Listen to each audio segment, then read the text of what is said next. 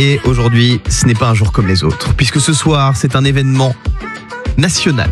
Que dis-je, planétaire. Beyoncé est en concert au Stade de France. Beyoncé, c'est pour moi la plus grande star. C'est ce que Zidane est au foot. C'est ce que mon Fabounet est à la radinerie.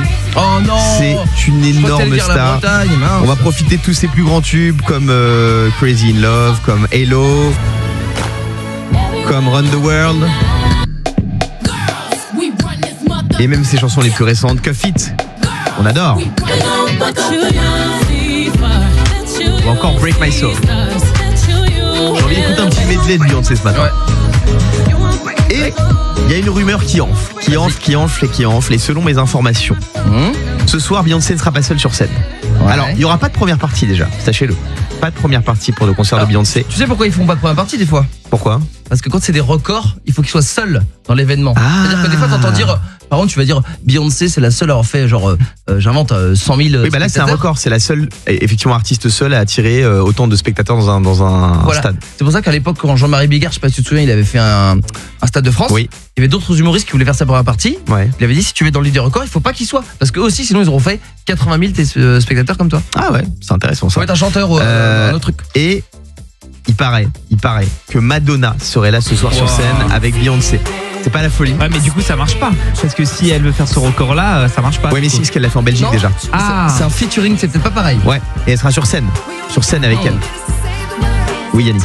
Moi, j'avais eu la chance d'aller voir Beyoncé et Jay-Z à l'époque. Ah oui, au Stade de France. Alors moi, oui, j'étais allé à l'Alliance à Nice. Ouais. Et je me suis dit, la première partie, ça va être un truc de malade et tout. Ouais. Tu vois, Beyoncé, Jay-Z, tu vois. Ouais, alors c'était J'ai eu la chance d'avoir... Colonel Riel. Non, c'est quoi? Alors, il est cool, hein, mais bon, j'ai Cut Killer. Mais c'est vachement bien, mais tu... je l'ai croisé à Cannes. Cut Killer, c'est une légende. Mais je m'attendais à un américain, les amis. Mais Cut Killer, c'est une légende du hip-hop. Non, mais alors le truc, t'as pas de chance, Yannick, c'était parce que t'étais un peu trop jeune, mais moi, donc j'ai 38 ans. Ah ouais? C'était bien sûr. une star. Cut Killer. C'était le David Guetta de Cut mon Killer époque. Show, bah oui. Et il est hyper gentil. Écoutez, moi je vous dis la vérité. Oui. J'étais un petit peu déçu. Voilà. Non, il scratch comme personne.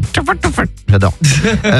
Alors, je vais vous donner des événements, parce que je me suis penché un peu sur la vie de Beyoncé. Vous allez me dire si ça lui arrive ou non. Vrai ou faux, en plein concert, Beyoncé s'est coincé les cheveux dans un ventilateur.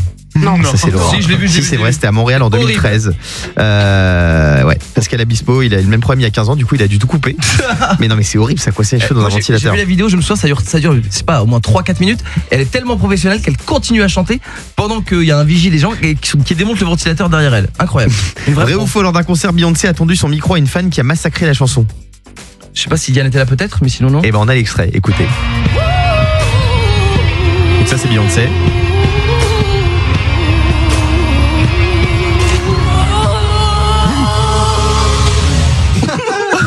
C'est vrai que ça ressemble à Diane un peu, j'aime bien.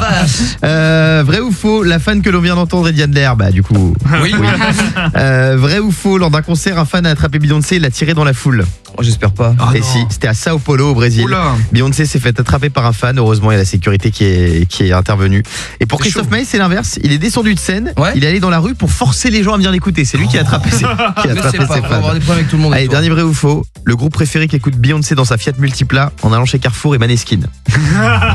Non, c'est faux, puisqu'elle a une Fiat Panda, pas une Fiat Multipla.